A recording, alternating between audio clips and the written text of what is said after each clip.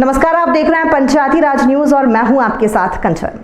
समान कार्य समान वेतन के बाद अब आजाद अध्यापक संघ समान सेवा समान मेवा यानी पुरानी पेंशन योजना को पुनः बहाली की मांग को लेकर आज छठवें दिन भी अनिश्चितकालीन हड़ताल पर डटे रहे। जनपद पंचायत खैरलांजी के प्रांगण में अपनी विभिन्न मांगों को लेकर आजाद अध्यापक संघ ने प्रांतीय आह्वान पर मोर्चा खोल दिया है, जिससे शासकीय स्कूलों की शैक्षणिक गतिविधियां बेपटरी हो गई है। प्रदेश भाजपा सरकार के खिलाफ जमकर नारेबाजी करते हुए संघ के पदाधिकारियों ने बताया कि हमने कई मर्तबा मुख्यमंत्री शिवराज सिंह चौहान एवं शिक्षा मंत्री को अपनी मांगों के संबंध में अवगत कराया है, लेकिन भाजपा सरकार ने संगठन की बातों को कभी गंभीरता से नहीं लिया, जिसके कारण अनिश्चितकालीन हड़ताल की स्थिति निर्मित हुई है। संघ के कई मांगों के अलावा पुरानी पेंशन बहाली की योजना मुख्य मांग है। मौजूदा हालत में हमें जो वेतन दिया जा रहा है उसके समतुल्य पुराने सेवानिवृत्त शिक्षकों को पेंशन मिल रही है, जबकि अध्यापक संघ से जुड़े शिक्षकों को रिटायरमेंट के बाद 1200-1300 रुपये मासिक पेंशन हमें भविष्य के लिए टेंशन दे रही है, जबकि हम नियमित शिक्षकों के समकक्ष कार्य एवं परिश्रम कर रहे हैं। फिर भी सरकार अध्यापक साथियों के साथ भेदभाव भरा व्यवहार अपना रही है, जो न्याय संगत प्रतीत नहीं होता।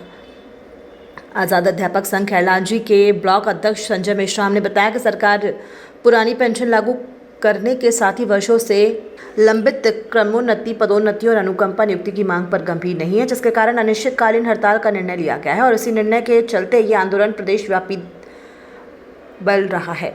सरकार के आदेश पर जिला शिक्षा अधिकारी द्वारा हमारे शिक्षक साथियों को मध्य प्रदेश सेवा सिविल आचरण नियम 1995 के नियम 6 का उल्लंघन मानते हुए कारण बताओ नोटिस जारी किया गया है, जिस पर हम समय पर जवाब देंगे। हालांकि इस नोटिस से संगठन पर कोई विपरीत प्रभाव नहीं पड़ा है। भारतीय संविधान के अनुसार प्रत्येक व्यक्ति को अपनी बात रखने का मौलिक अधिकार प्राप्त है, जिसके तहत ही हम अपनी जायज़ बातों को हड़ताल के माध्यम से सरकार के सामने रख रहे हैं। जो हमारा संवैधानिक अधिकार हासिल करने में प्रशासनिक स्तर से जो भी कार्यवाही होगी, हम उसके लिए तैयार हैं। इनको मतलब जो बुनियादी सुविधाएं हैं, इनका जो बुढ़ापा का मतलब एक अधिकार है, ताकि इनका बुढ़ापा सुरक्षित कट सके, सम्मान के साथ कट सके, तो वही तो हम मांग रहे हैं। हम क्या मांग रहे हैं? इसके एवज में हम देश की इतनी सेवा कर रहे हैं, लेकिन हमें कुछ नहीं। 30-40 साल नौकरी करने के बाद भी अगर किसी का बुढ़ापा सुरक्षित नहीं रहता है तो क्या वो किस मन से करेगा? बस यही हमारी गवर्नमेंट से मुख्य मांग है। और हमारे सामने सेवानिवृत्त शिक्षक सम्मानीय मैं मुन्नालाल सुखदेव शासकीय प्राथमिक शाला इंदिरावास टोला खैरलांजी में पदस्थ था। लगभग 8 माह हो चुके हैं, मैं सेवानिवृत्त हो चुका हूँ। मुझको अभी पेंशन 1309 रुपया मिल रही है। आप ही बताइए कि मेरे पीछे 5 है लोग, कैसे कैसे मैं इनका भरण पोषण करूँ? आपके पास दूसरे आय के स्रोत दूसरे आय के कोई स्रोत नहीं है मेरे पास।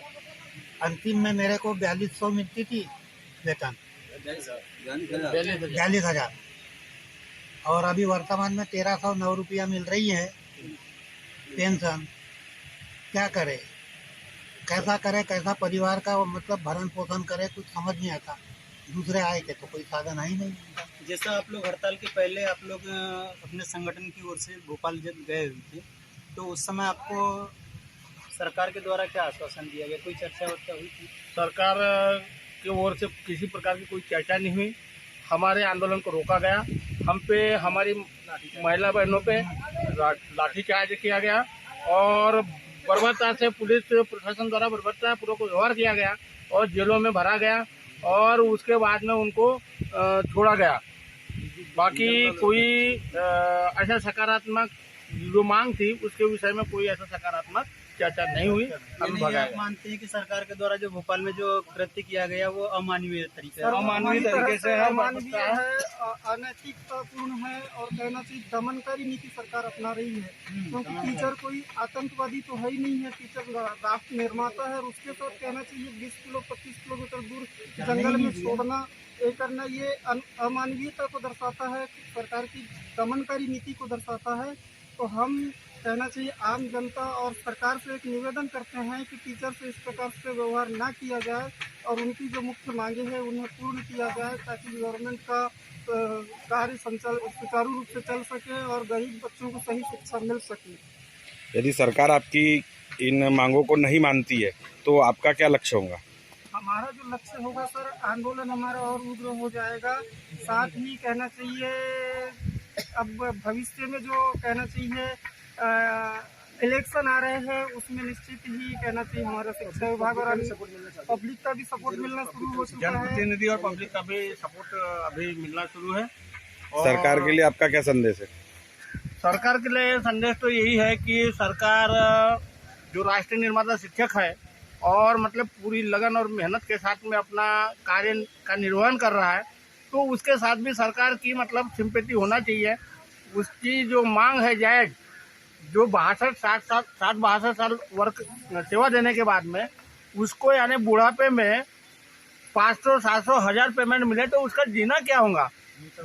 इसलिए और ये नेता लोग जो है 2-2, 3-3 पेंशन ले रहे हैं, जबकि इनको संविधान में ऐसा कुछ नहीं है, लेकिन ये पेंशन जो है 2-2, 3-3 पेंशन ले रहे हैं।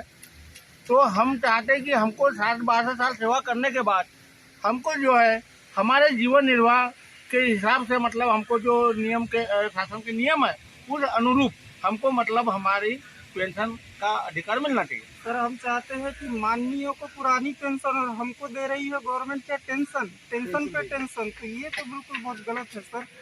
एक देश एक विधान, ये तो विधान और पेंशन क्यों असमान, ये गवर्नमेंट को समझना चाहिए कि सर, सरकार के लिए कोई विशेष निवेदन आपका? सरकार से निवेदन ये है कि जो आज हम लोग जो है अपनी विद्यालय को छोड़ कर के अपन धरना स्थल पर बैठे हैं, तो हम सरकार से चाहते हैं कि जो हमारे नौनिहाल बच्चे हैं उनका नुकसान ना होने दे, और अगर हमारी मांग जायज़ है इसे बिल्कुल गंभीरतापूर्वक विचार करके और शीघ्र जो है हमें अपने विद्यालय में भेजे। हमें कोई शौक़ नहीं है कि जो है हम अपने बच्चों को छोड़ के ऐसे धरना स्थल पर बैठे रहे। हम सतत जो है 1998 से हमें मैंने कई नाम दिए गए। पहले तो हमारी नियुक्ति शिक्षाकर्मी में की गई, उसके बाद हमें संविदा शिक्षक बनाया गया, उसके बाद जो है हमें जो है अध्यापक बनाया गया, और अभी वर्तमान में जो है हमें माध्यमिक शिक्षक, प्राथमिक शिक्षक और उच्च माध्यमिक शिक्षक का पद नाम दिया गया। तो मैंने सरकार से पूछना चाहूँगा कि एक आदमी का मैंने कितने बार नामकरण होता है।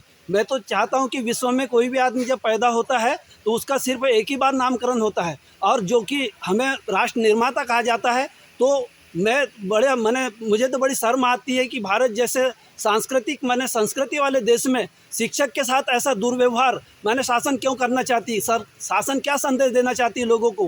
क्या शासन लोगों को बेवकूफ़ बनाना चाहती है? क्या शासन जो है हमारे देश के जो छोटे छोटे नौनिहाल बच्चे हैं उनके भविष्य के प्रति शासन चिंतित नहीं है? क्या शासन चाहती है कि हम ऐसी आंदोलन करते रहे? अगर हमारी मांग जायज़ है तो सरकार को गंभीरतापूर्वक हमारे मांगों को विचार करके हमें विद्यालय भेजने का व्यवस्था करना चाहिए। आजाद अध्यापक संघ जिंदाबाद। आजाद अध्यापक संघ जिंदाबाद। जैसा कि आगामी समय में चुनाव आ रहे हैं जी, तो ऐसी परिस्थितियों में आपका सरकार के प्रति क्या रुख होगा? हमारा सरकार के प्रति यही रुख होगा कि सरकार हमारे मांगों के प्रति गंभीरतापूर्वक विचार करे। अगर हमारी मांगों के प्रति सरकार गंभीरतापूर्वक विचार नहीं करती है तो हम अपना जो हमारी जो मांग है हम जनमानस तक पहुंचाएंगे, और हम बताएंगे कि जो है सरकार जो है हमारे मांगों के प्रति गंभीर नहीं है। इससे तात्पर्य ये है कि सरकार जब हमारे ही जो है हमें बार बार जो है हमें सड़कों पे आना होता है, जिससे हमारे जो है नौनिहाल बच्चों का भविष्य दांव पर लगा हुआ है, और हम लोगों को समझाएंगे कि वे जो है ऐसी सरकार को उखाड़ फेंके जो जो है देश के भविष्य के प्रति चिंतित नहीं है।